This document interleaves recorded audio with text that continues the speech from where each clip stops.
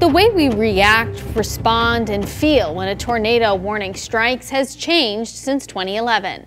So if you're still dealing with anxiety and fear 10 years later, how do you cope?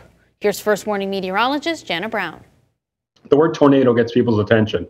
And on June 1st, 2011, it did. According to Joe Dellicarpini, the Science and Operations Officer of the National Weather Service in Boston. This was just so extreme. And personally, I wasn't prepared to witness this kind of damage. A tornado of this magnitude shocked everyone, including the National Weather Service crew that came out to survey the damage. Usually after such a significant severe weather event, we tend to focus on the financial impact, the cleanup, and the gradual rebuilding. But what about the people? How does someone handle surviving such a traumatic event, even 10 years later? Well, I reached out to the experts for some insight on what people go through and how to cope.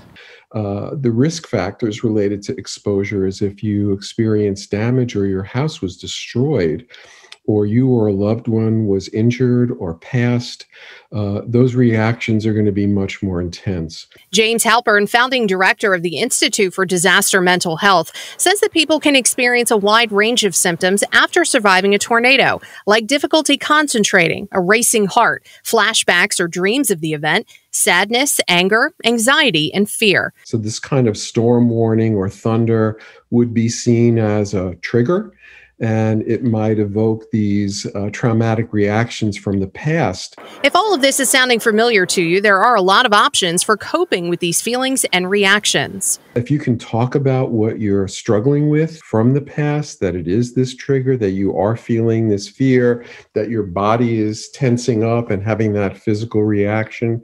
So talking to trusted loved ones. You can still talk to family and friends. Try exercising, meditation, or taking up a hobby you find calming and relaxing. You can also be prepared for severe weather, like having a disaster plan. Many advancements have been made over the last 10 years, including a major upgrade to Doppler radar in 2012.